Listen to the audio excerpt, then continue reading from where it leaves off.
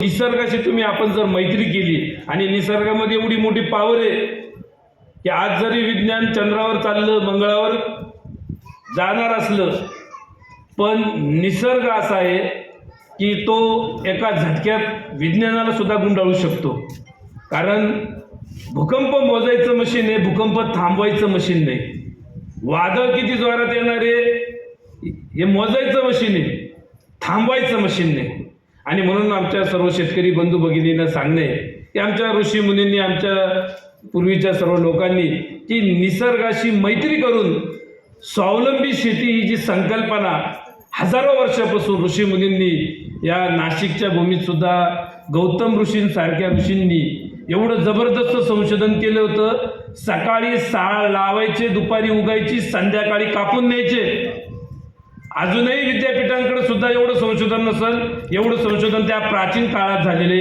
आजही मांडव्य ऋषींचं जे संशोधन आहे मित्रकिडींबाबत किंवा वराहमीर नावाचे जे ऋषी होते की त्यांचं जे पाण्याचं जर संशोधन आहे की पाणी किती फूट जमिनीखाली आहे हे त्यांचं आजच्या विज्ञानापेक्षा अचूक त्यांनी जे मांडलेले भाकितं असतील, त्यांनी मांडलेले जे संशोधन आहे ते एकदम अचूक आहे. आणि म्हणून आपल्याला आधुनिक तंत्रज्ञानाबरोबर आपल्या हे जे काही ऋषी मुनींपासून तर जे काही प्राचीन संशोधन आपण ज्याला म्हणू याची सुद्धा आपण थोडंसं माहिती घेणं गरजेचं आहे. निसर्गाशी मैत्री करणं गरजेचं आहे. आणि जरा आत्मपरीक्षण करताना आपण जरा चेक करा की पूर्वी बांध आपले कसे होते, आत्ताचे बांध कसे आहे, बांधावरचे झाड आहे का ते चेक करा. पूर्वी गाई गुरं होते, आज आपल्याकडे तेवढे गाई गुरं आहे का? किमान शेण गोमूत्रासाठी का होईना आपण गाई आपल्याकडे पाहिजे. गायीसारखे दिसणारे अनेक प्राणी आहेत, पण आपल्याला आपली जी शुद्ध गोवंशाची प्रत्येक भौगोलिक वेगवेगळ्या भागात जी आढळणारी देशी गाय आहे तिचं संशोधन संवर्धन झालं पाहिजे. आणि प्रत्येक शेतकऱ्याने जोपर्यंत ती तुम्ही गाय आणत नाही, तुम्ही शेतीमध्ये AI आणा, ड्रोननी फवारणी करा, नाही तर अजून किती संशोधन आणा, स्वावलंबी शेती होणार नाही. परावलंब स्वावलंबी व्हायचं असेल पहिलं बांधावर आपल्याला झाडं, पुन्हा बांध सजीव करावं लागतील. वेगवेगळ्या प्रकारचे तुम्ही बांधावर झाडं, आणि ज्या ज्या शेतकऱ्यांना इच्छा आहे आम्ही झाडं सुद्धा आणि लावण्याची व्यवस्था सुद्धा करून देऊ. तुमची फक्त तयारी पाहिजे. बांधावर ते झाडं संवर्धित करायचे आणि त्याचे शेकडो फायदे. आता काहींचे गैरसमज असतील की सायबर तर अमुक तमुक, पण तसं तो गैरसमज आहे. त्याच्या संदर्भात ते सुद्धा गैरसमज आपण डोक्यातून काढून प्रात्यक्षिक तुम्ही अनुभव घ्या. आणि जैवविविधता, निसर्गातले सगळे पशु पक्षी, शेती फक्त आपणच करतो मीच उत्पादन काढलं असं नाही. शेतीसाठी आपल्याला असंख्य निसर्गाने घटक पाठवलेले, मित्रकिडी पाठवलेले, पशुपक्षी पाठवलेले अनेक घटक आहे, यांची माहिती आपल्याला पाहिजे. म्हणून आपण बांधावर पहिलं झाडं लावणं, दुसरं आपल्या देशी गाई पुन्हा किमान शेण गोमूत्रासाठी. दूध हे तुम्ही बोनस म्हणून वापरा, जेवढं काही मिळेल तेवढं बोनस म्हणून शेण गोमूत्र.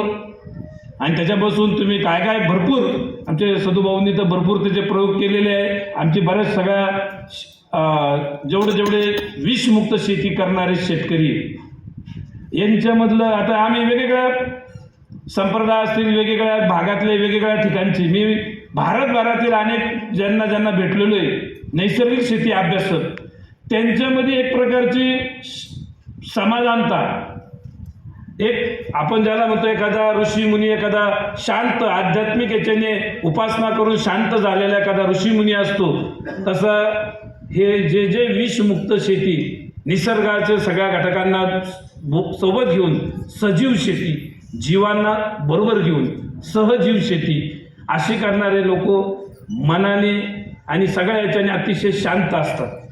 वचवच नसती की नाही आता आपल्याला पावडर मारलीच पाहिजे, आता अमुक केलंच पाहिजे, तमुकचे पैसे द्यायचे, अमुक बाकी आहे, हे बाकी आहे, ते बाकी आहे, यांना अजिबात टेन्शन नसतं. म्हणून आपल्याला सुद्धा शेतकऱ्यांना की एवढी आपण धावपळ करतो, रात्रंदिवस काम करतो, आपल्याला आनंद सुद्धा घेता येत नाही की आजूबाजूला पशुपक्षी, गाई गुरं, निसर्ग, ह्या सगळ्या गोष्टींचा आनंद सुद्धा घेता आला पाहिजे. आणि त्यासाठी आपल्याला या शेती ज्या संदर्भात या ज्या काही त्रुटी आहेत, ज्या आमच्या शेतकऱ्याकडून ज्या झाल्या, बांधावर झाडं ठेवले नाही, गायी आपण ठेवल्या नाही. देशी बियाणं तर आता इतिहास जमा होत चाललेले. आता आपण सुधारित बियाणं, त्याच्यावर सुधारित रोग, ते रोग जाण्यासाठी सुधारित औषधं, असा एक दुष्ट चक्रात आमचा शेतकरी सापडलेला आहे. आणि म्हणून या चक्रव्यूहातून बाहेर काढण्याचा प्रयत्न आम्ही आपल्या या सेवा मार्गाच्या कृषीशास्त्रातून प्रयत्न करतोय. शाकंभरी सीड बँक म्हणून एक छोटासा उपक्रम सुरू केलेला आहे. गावरान देशी बियाणं आमच्या शेतकऱ्याला मोफत भेटल. त्यांनी ते घेऊन यायचं. तुम्हाला कोणाला लागलं, पण अटी दोनच आहे, पैसे लागणार नाही. बियाणं जेवढं घेतलं तेवढं डबल करून द्यायचं. आणि विषमुक्त शेती किमान एका वाफ्यापासून, किमान एक 10 गुंठ्यापासून आपण विषमुक्त शेतीला सुरुवात करा. आज आपण जे विष पेरलेले, एक लक्षात ठेवलं पाहिजे, आपण कुठल्या ना कुठल्या आध्यात्मिक आपल्यावर कुठले ना कुठले संस्कार आहे. जसं करू तसं भरू, जसं कराल तसं भराल. विष कुठेतरी टाकलेले तर त्याचं विष, त्याचा कुठेतरी प्रभाव, त्याचा कुठेतरी आपल्याला त्याचं किंमत चुकावं लागणार आहे. म्हणून असं आपण विषमुक्त शेती थोडी समजून घेऊन हळूहळू का होईना आपण ती जर केली तर आपल्या कुटुंबात एकतर आजार पण राहणार नाही. ज्याला देऊ त्याला सुद्धा कधी आजार पण राहणार नाही. ते अन्नधान्य, पूर्वीचा वानवळा पद्धत आपल्याला पुन्हा ती सुरू करावं लागेल.